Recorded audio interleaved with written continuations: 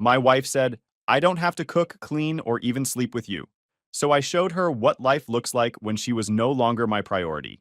All right, Reddit. This is the story of how my 6 years of marriage collapsed after my wife decided she doesn't have to act like a partner anymore. So I stopped acting too and watched her lose her mind. Grab your popcorn and enjoy the shit show. Name's Ethan, 34 male. Look, I'm not going to sit here and pretend my marriage was always a dumpster fire, because for the first few years, things were actually good. Valerie and I met through mutual friends in Scottsdale. She was funny, easy to talk to, didn't play games. We clicked. We got married after 2 years of dating. Small wedding. Her family liked me. My family liked her. We moved into a decent apartment in Tempe, got Bailey from a rescue, and started building something. I was 27. She was 26. Both had decent jobs, split everything pretty evenly back then. She'd pack me lunch before work sometimes. She'd leave little notes in my truck. Stupid stuff like, don't forget to eat, or love you, drive safe. We'd spend Saturdays hiking Camelback Mountain, then grab breakfast burritos after. It felt like we were on the same team. I remember when her car broke down 3 years into the marriage, and I spent a whole Saturday fixing it in the parking lot. She sat out there with me the whole time, handing me tools, asking questions, bringing me water. When I finally got it running, she kissed me and told me she was lucky to have me. But somewhere around year 5, things started shifting. Small stuff at first. She stopped packing lunches, stopped leaving notes, started spending more time on her phone than talking to me. When I'd come home from work, she'd barely look up. The hiking stopped. The breakfast burrito runs stopped. She just stopped trying. Around that time, her best friend Nicole entered the picture. She latched onto Valerie hard. Suddenly, it was girls' nights every week, group chats I wasn't allowed to see, inside jokes I wasn't part of. And Valerie started talking differently. Anytime I asked her to meet me halfway on something, I was suddenly being controlling or expecting too much. I've been married to this woman for 7 years. 7 years of what I thought was us being partners. But it turns out I was doing everything while she watched from the sidelines. Let me paint you a picture of how this went down. It was a Wednesday night. I'd just gotten home from dealing with a supply chain nightmare that had me on calls until 6. Walked through the door of our place to find Valerie on the couch with Nicole. She's this 32-year-old life coach who's never been married, never had a relationship last longer than 8 months, but somehow thinks she's qualified to give relationship advice to every woman within a 5-mile radius. She's been in Valerie's ear for the past year, ever since her last relationship imploded. Now she spends her time convincing married women that asking their husbands to meet them halfway is basically oppression.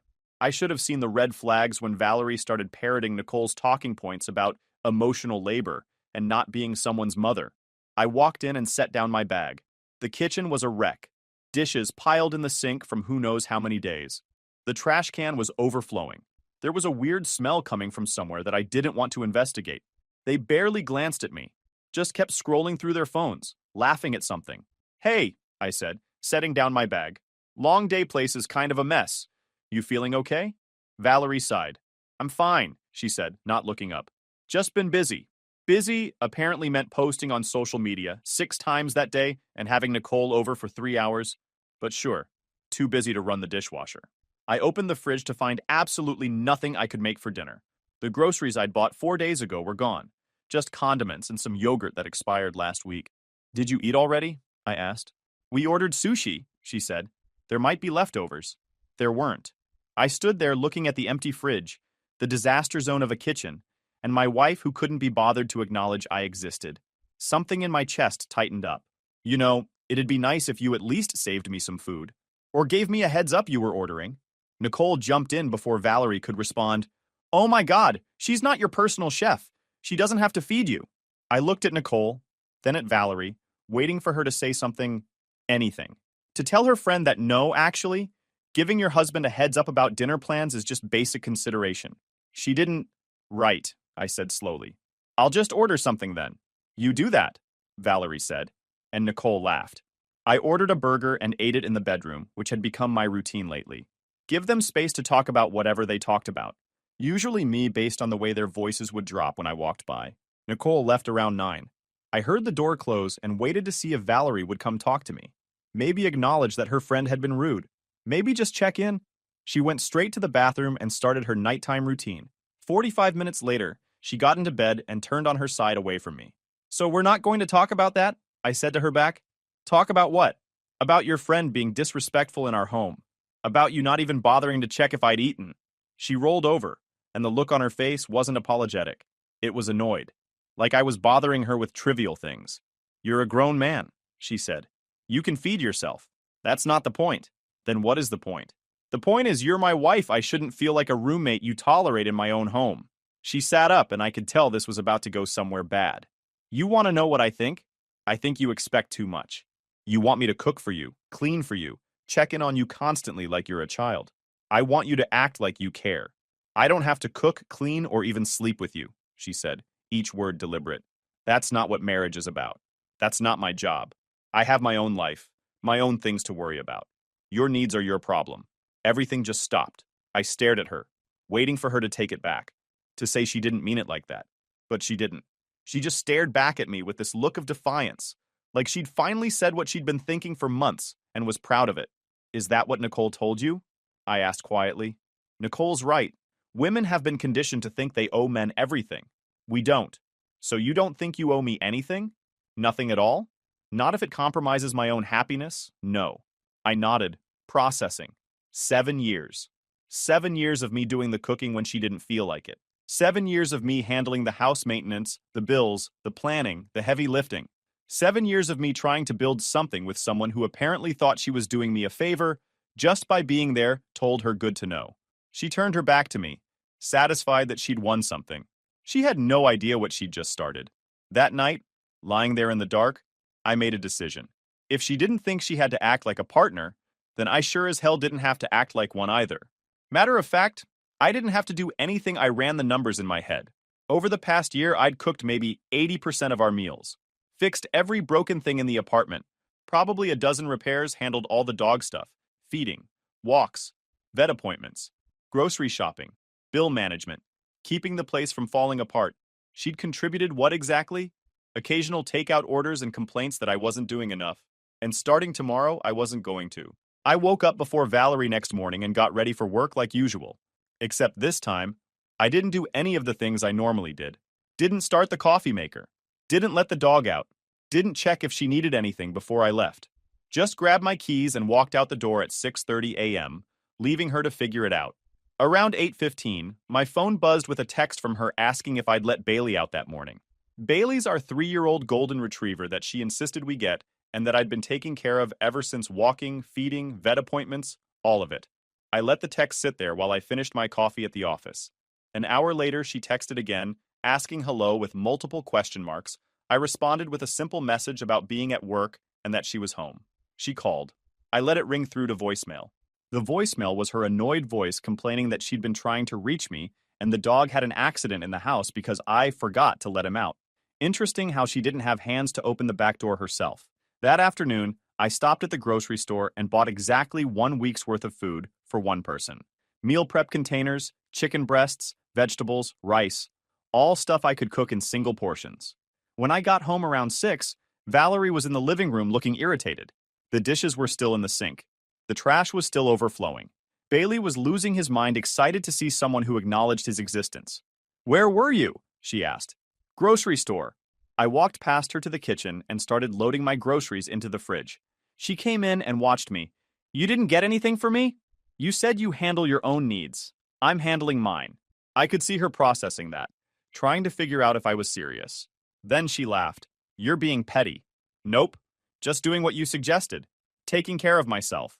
I spent the next hour cooking myself dinner, made enough for exactly one person. The smell filled the apartment, and I saw her looking over from the couch multiple times. When I sat down to eat at the dining table, she came over. "You're really not going to make me any?" "You said cooking isn't your job," I said, taking a bite. "Guess it's not mine either." "This is ridiculous." "Is it? Because last night you made it pretty clear what marriage means to you. I'm just operating under those same rules." She stood there for another minute, waiting for me to cave. I didn't. Eventually, she grabbed her phone and ordered delivery. Again.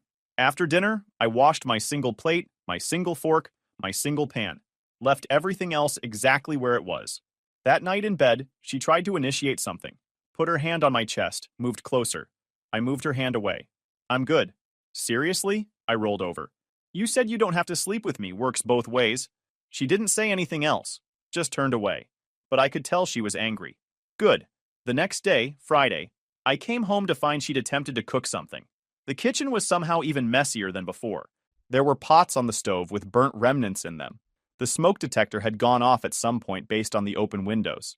She was eating cereal when I walked in. I asked if cooking didn't go well. She got defensive, said she wasn't a housewife, and that she works too. Valerie works from home as a social media coordinator, makes decent money, though not as much as me. She's been working from home for 2 years now, which meant she was here all day, with every opportunity to handle basic household tasks. But pointing that out would be weaponizing logic, according to Nicole's doctrine. So I just nodded and agreed. I made my dinner. She watched the whole time. By Sunday, things were getting interesting. The sink was completely full. The trash was a monument to her takeout habit. Bailey had started following me around everywhere because I was the only one feeding him. And Valerie was starting to realize that all those things that just got done in our household had always been done by me. That afternoon, her phone rang Nicole calling for their weekly catch-up. I heard Valerie's side of the conversation from the home office where I was catching up on work emails. She complained that I was being so childish, that I won't cook for her, won't help with anything, completely checked out. I could hear Nicole mumbling on the other end. Then Valerie saying she didn't know, that she thought I was trying to prove some kind of point. More mumbling from Nicole. Then Valerie agreeing that I was probably going through something that men are so emotional. I had to laugh at that one. That was rich coming from someone whose friend group spent every weekend having crying sessions about their feelings. That night, she came into the bedroom and sat on the edge of the bed. We should talk. About? About whatever's going on with you. I looked up from my phone. Nothing's going on with me. I'm handling my own needs, just like you suggested. You know that's not what I meant. Really? Because that's exactly what you said. I'm just respecting your boundaries. She was getting frustrated. You're twisting what I said. Am I? Walk me through how I misunderstood your needs are your problem. She couldn't. She got frustrated, said fine. If this was how I wanted to be, then fine. We could both just do our own thing. Told her that sounded perfect. She slammed the bathroom door. I went back to scrolling. The thing about withdrawing from someone who's taken you for granted is they don't notice the first few things that stop happening. But eventually, all those missing pieces start adding up, and they start to feel it. Valerie was starting to feel it. By the end of week 2, things had escalated. The house was falling apart, literally. The bathroom sink had started draining slow. The weird noise the dishwasher made was getting worse. One of the kitchen cabinet doors had come off its hinge. Before, I would have fixed all of it. Spent my Saturday morning being the handyman, keeping everything running smoothly, but Valerie had made it clear that my contributions weren't expected or appreciated. So I stopped contributing. I fixed the shower head in the guest bathroom, which I'd started using exclusively. Let her deal with the master bathroom situation.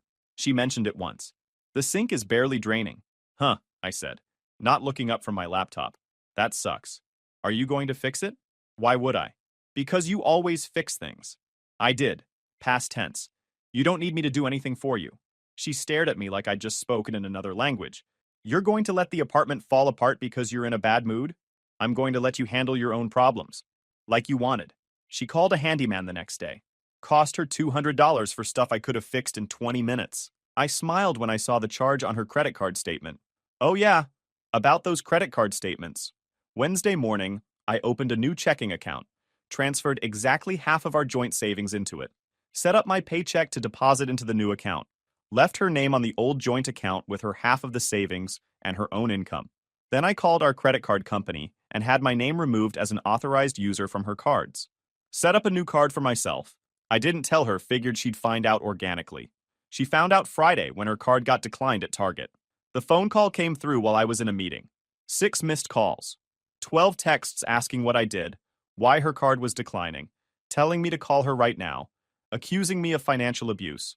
That last one made me laugh hard. Financial abuse.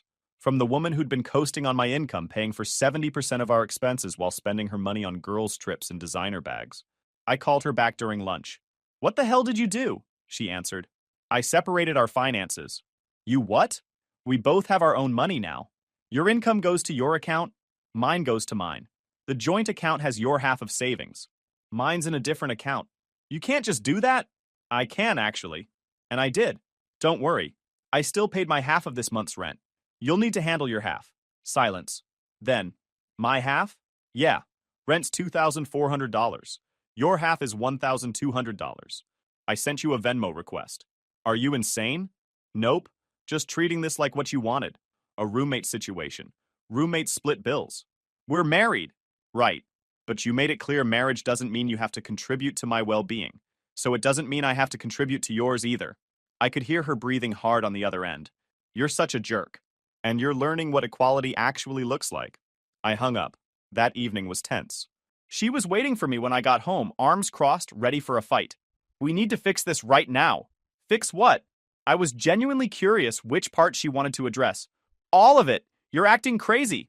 Nope, I'm acting sane for the first time in years. Nicole said, I don't give a single damn what Nicole said. I cut her off. Nicole's a miserable, perpetually single life coach who's been convincing you for months that I'm your enemy, that expecting basic respect in a marriage is somehow unreasonable, and you've eaten it up because it gave you permission to check out without feeling guilty. Don't talk about her like that. Why not? She talks about me like that. Or did you think I don't hear the way you two mock me when you think I'm not listening? All those jokes about men being useless, about husbands being another child to take care of? She had the decency to look slightly embarrassed. That's just girl talk. Right. And this is just me applying everything I've learned from that girl talk. Congratulations. You got exactly what you wanted. A husband who doesn't expect anything from you and doesn't give you anything either. I walked past her to the kitchen to make my dinner. She stood there fuming, trying to figure out her next move. So what? You're just going to keep this up? Forever? Until things change? Yeah, probably. Things aren't going to change if you're acting like this. You're right. She left the kitchen. I heard her on the phone with Nicole 20 minutes later, voice low and upset. Whatever Nicole was telling her, it was making things worse. I could tell by the way Valerie kept getting louder. Every complaint was something I used to handle that she'd never appreciated. Every grievance was proof that she'd built her entire lifestyle on my labor and was only now realizing it. That night, she tried again in bed. Wore the lingerie I'd bought her for Christmas. She pressed against me. Put her hand on my thigh. I moved it away. Come on, she whispered. We can work this out. Not interested. You're really going to reject me? I rolled over to face her. You told me you don't have to sleep with me. I'm just returning the favor. Boundaries, remember? Her face went red. This is ridiculous. This is equality? Welcome to it. She spent that night on the couch. I slept great. Week 3 was when other people started noticing. Valerie's sister Lana called me directly. That was new. Lana and I had always been friendly but not close. She was older than Valerie by 4 years, divorced, with 2 kids. She asked if everything was okay with us. I said everything was fine and asked why.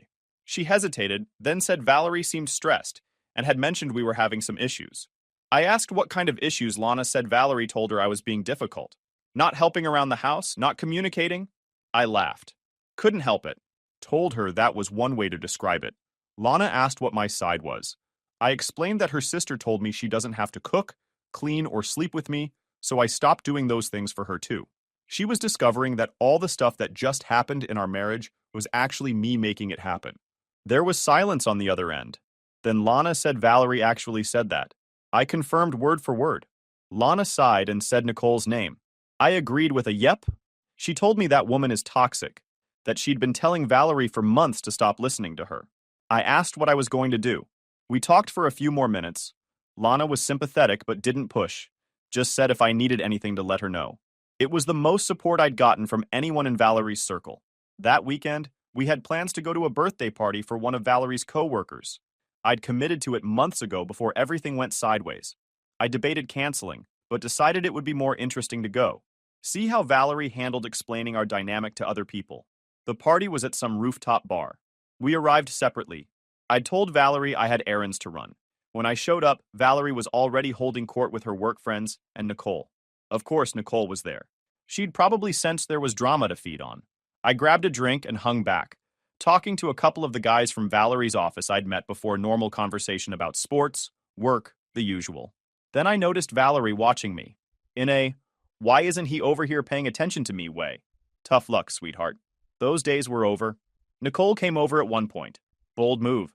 You came, she said, like she was surprised. Wouldn't miss it. She took a sip of her wine. You know, marriage is about partnership. Both people supporting each other.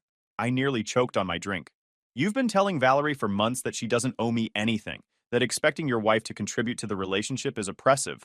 But now that she's getting the same energy back, suddenly it's a problem? Her face went tight. You're being manipulative. I'm being consistent. She walked away. I smiled. One of Valerie's co-workers, a guy named Brian I'd talked to earlier, came over after Nicole left and said that sounded rough. Asked if I was good, I said yeah, just clearing up some misconceptions. He nodded and changed the subject to the Suns game, but I could tell he'd picked up on the tension. The rest of the party was awkward. Valerie kept trying to act like everything was normal, but people could sense the tension. We left separately. I stayed another hour after she left just to make a point. When I got home, she was waiting up. You embarrassed me tonight. How? You barely talked to me. You argued with Nicole. Everyone could tell something was wrong. Something is wrong. I'm just not pretending anymore. We looked like we hate each other. Do we not? That stopped her cold. She stared at me, and for the first time I saw something other than anger. Maybe fear, maybe realization. I don't hate you, she said quietly. You just don't respect me, or appreciate me, or care about my needs. But hey, at least there's no hate. She didn't have a response for that. The next few days were more of the same. I handled my responsibilities. She handled hers. Except she was starting to realize she didn't actually know how to handle a lot of things. The dog needed to go to the vet for his annual checkup. She'd never scheduled a vet appointment in the 3 years we'd had Bailey. Didn't know which vet we used. Had to call me to ask. I told her to figure it out. She has Google. She ended up taking him to a different vet that charged twice as much. The water heater started making a weird noise. She asked me to look at it. I told her to call a plumber. She protested that I know how to fix this stuff. I told her she knows how to call a professional. $400 later, the plumber fixed a problem I could have solved by adjusting one valve. Every day brought a new crisis that she'd never had to handle before. Every day she realized how much I'd been doing that she'd taken for granted. And every day I felt more sure about what I needed to do. Next Friday afternoon of week 4, I left work early and drove to a law office in downtown Phoenix. I'd done my research, found an attorney, Claire, who specialized in divorce, had good reviews, and didn't mess around. She'd been practicing family law for 15 years. She asked me to give her the overview. I told her about the situation and asked about my options. She asked how long we'd been married. 7 years. Any kids? No. Property? We rent, both our names on the lease. My car is in my name, hers and hers. No major joint assets besides some savings that I'd already separated. She made notes and explained that Arizona's no fault, so this should be straightforward. No kids, separate cars, clean split. I was looking at 4 to 6 months from filing to finalization if she doesn't contest. I asked what happens if she does. She said it takes longer and costs more, but I wasn't asking for spousal support, just an equal division and a clean break. Most judges see that as reasonable. We spent the next hour going through details. By the end, Claire asked me one question as I was getting ready to leave. If I was sure about this once we file, it's hard to walk back. I told her I was sure. I'd spent 7 years trying to make someone happy who made it clear that's not her priority. She nodded and said she'd start drawing up the papers. I left her office feeling lighter than I had in months. That night, Valerie tried again. She'd made an effort, put on makeup, did her hair, wore the dress she knew I liked. I made a reservation at that Italian place you like, she said. Tomorrow night. Just us. I'm busy tomorrow. Doing what? Stuff I need to take care of. Can't you reschedule? We haven't been out together in weeks. No, she bit her lip. But I'm trying here. You're trying because you're realizing what you had, not because you actually changed your mind about anything. She didn't have an answer for that. The reservation went unused. Sunday afternoon, she had Nicole over again. I was in the home office when I heard them talking in the living room. Valerie was saying I was being abusive, financially cutting her off, refusing to help with anything. Nicole told her she should document everything she might need it for divorce. I almost laughed. They were already planning for divorce while simultaneously expecting me to stick around. Valerie said she didn't want to get divorced. She just wanted me to stop being like this. Nicole told her to set boundaries. Show me I can't treat her this way. Valerie said she tried.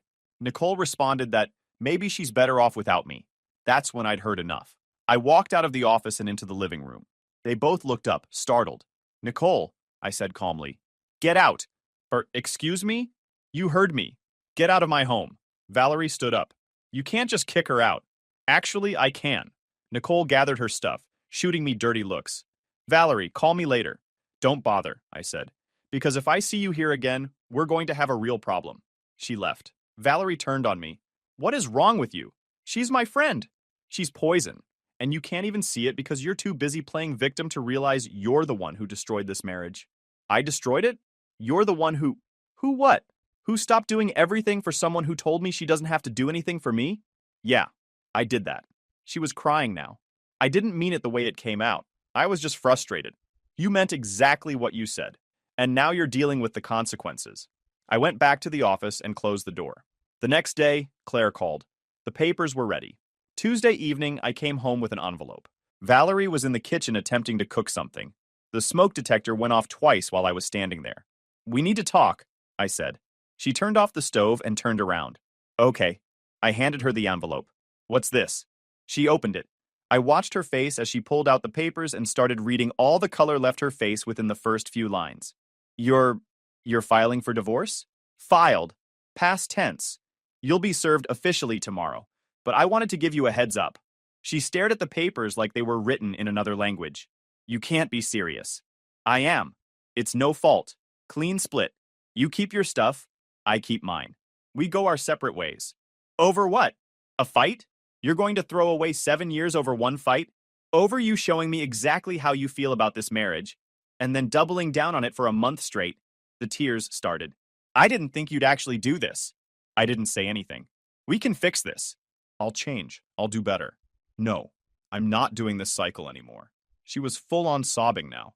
Please, please don't do this. I love you. You love what I do for you. That's not the same thing. That's not fair. Life isn't fair. But divorce is equal. You'll get your half, I'll get mine, and we can both move on. I left her in the kitchen with the papers and went to pack a bag. I'd already arranged to stay at a hotel for a few days while we sorted out the living situation. When I came back through with my bag, she was on the phone. I heard Nicole's voice on the other end, and Valerie was saying I actually filed for divorce. I left before I could hear the rest. The hotel was quiet. No drama. Just me and my thoughts. My phone blew up over the next few hours. Valerie called and texted constantly. Lana called to check on me. Even Valerie's mom called, which was awkward. I ignored most of it. Responded to Lana to tell her I was fine. Told Valerie through text that all communication should go through my attorney from now on. Around midnight, she sent one last message saying she was sorry. Please give her another chance. She'll do anything. I stared at it for a long time before typing back that she had 7 years of chances. She used them all up. Then I turned off my phone and slept better than I had in months. The official service happened Wednesday morning. A process server showed up at the apartment and handed Valerie the papers. She called me immediately, hysterical. I didn't answer. Thursday, I got a call from Claire. Valerie's attorney contacted her. She wants to negotiate. I asked what there was to negotiate. It's a clean split. Claire explained she's asking for spousal support. Claims she can't afford the apartment on her own. I laughed. She makes $55,000 a year and has zero debt. She can get a smaller place. Claire said that's what she told them.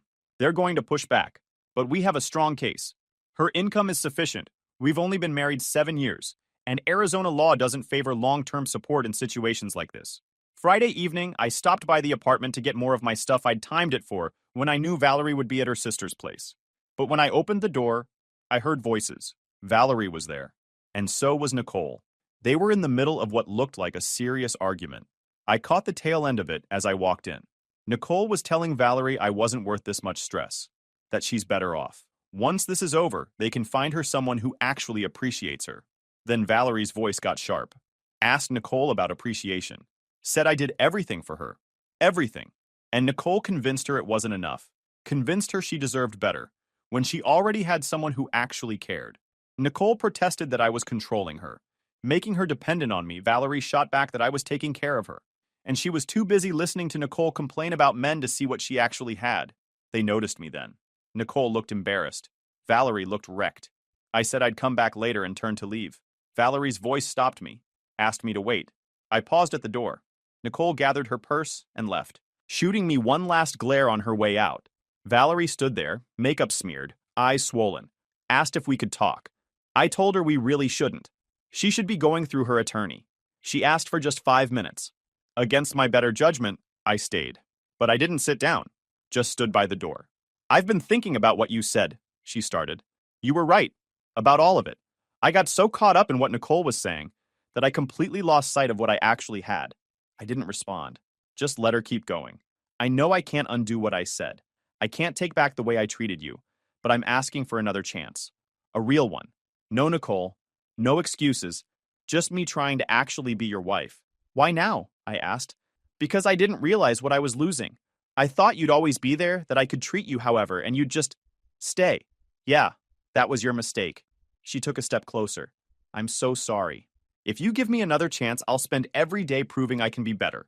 I promise. I looked at her. At the woman I'd spent 7 years loving, building a life with, trying to make happy. The woman who told me my happiness wasn't her responsibility. You know what the sad part is? I said quietly. I believe you mean this right now. I believe you're genuinely sorry. But in 6 months, once you feel secure again, once you know I'm not going anywhere, you'll slip back into old habits and we'll be right back here. I won't. I promise I won't. You can't promise that. Because you don't know yourself well enough to promise it. I'm done teaching a grown woman how to be a decent partner. You want to change? Great. Do it for the next guy. Because I'm out. Don't say that. It's already done, Valerie. The papers are filed. I've moved on mentally. This marriage has been dead for a long time. I'm just making it official. She collapsed onto the couch, sobbing, I love you. Please don't do this. Too late. I grabbed the bag I'd come for and headed to the door, left before she could say anything else. In my car, I sat for a minute. Processing, part of me felt bad. Part of me wanted to go back up there and give her that chance she was begging for. But the part that had spent a month learning to prioritize my own well-being knew better. Some things can't be fixed. Some damage is permanent. And sometimes the kindest thing you can do for both people is walk away. I drove to my new apartment. The one I'd signed a lease for the day before. I'd already started setting it up the way I wanted. Got a weight bench for the second bedroom. Mounted a TV properly. Set up a meal prep station in the kitchen. The place felt like mine, in a way the old apartment never had. 3 months later, the divorce was finalized. She didn't contest it. We split everything down the middle, and that was that I heard through Lana that Valerie and Nicole were no longer friends. That Valerie had started seeing a counselor to work on herself. That she'd taken up new hobbies, was doing better at work, seemed to be growing good for her. Genuinely. But that growth wasn't my responsibility anymore. It never should have been. I hope she finds what she's looking for. Update, for everyone asking, Bailey the dog is with me. That was one thing I made sure of in the divorce. Valerie admitted she wasn't taking care of him anyway. He's thriving, by the way. Guys, we are so close to hit 100,000 subscribers on this channel. If you are not subscribed to the channel, please consider subscribing. It really helps hit that 100,000 mark. Thanks for making this dream come true.